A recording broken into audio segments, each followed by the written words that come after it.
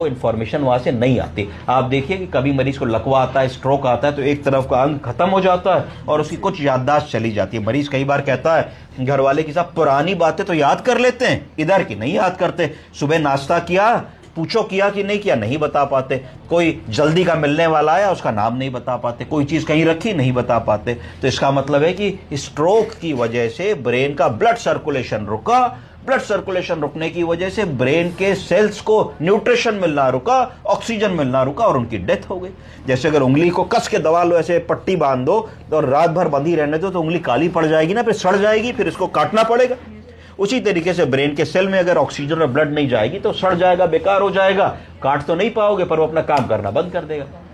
तीसरी जो समस्या है, जो सबसे इंपॉर्टेंट है, उसको कहा जाता है कि हर रक्त कोशिका उम्र के साथ साथ बूढ़ी होती चली जाती है। इस प्रोसेस को कहा जाता है एथेरोस्क्लेरोसिस। क्या कहा जाता है?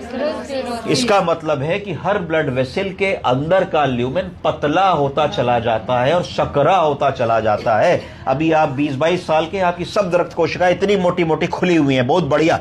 अब धीरे धीरे जब आप बुजुर्ग होंगे तो इसके अंदर धीरे धीरे चर्बी जमेगी, कोलेस्ट्रॉल जमेगा, ट्राइग्लिसराइड जमेगा, थक्के बनने लगेंगे जिनको प्लाक्स कहा जाता है, और इनका रास्ता धीरे धीरे आधा और फिर 1/4 हो जाएगा। इसका मतलब है कि जितना आपको ताकत मिलनी चाहिए, जितना आपको ब्लड मिलना चाहिए, जितना आपको ऑक्सीजन मिलना चाहिए, शरीर को धीरे धीरे पहले 10% कम होगा, फिर 20% कम होगा, एक स्टेज ऐसी भी आएगी कि 70-80% कम होगा। आप लोगों ने सुना होगा कि नसें बंद होती हैं हार्ट की, 70-80% तो बाईपास करना पड़ता है, छल्ला डालना पड़ता है। इसको रीवेस्कुलराइजेशन कहते हैं। किसी तरीके से कुछ ऐसा कर दे कि खून जाने के रास्ते को फिर से रीवेस्कुलराइज कर दे, रिस्टोर कर दे, है ना। तो ये चीज बड़ी जरूरी होती है। तो इसको कहा जाता है एथेरोस्क्लेरोसिस। तो एथेरोस्क्लेरोसिस तो 3 मुख्य कारण हो गए जिसके कारण ब्रेन का रक्त का प्रवाह कम हुआ, और कम होने के कारण ब्रेन की फंक्शनल कैपेसिटी, ब्रेन का फंक्शन क्या है? निर्णय लेना, बैलेंस बनाना, सोचना, सोशलाइज करना, कॉग्निशन। कॉग्निशन का मतलब है याददाश्त। क्या नाम है आपका?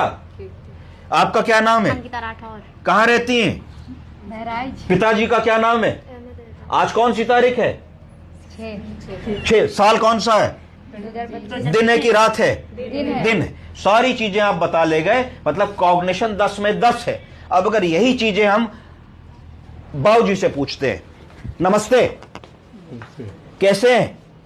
आज की तारीख बताइए। पता नहीं। अच्छा, साल बता दीजिए कौन सा चल रहा है? मेरा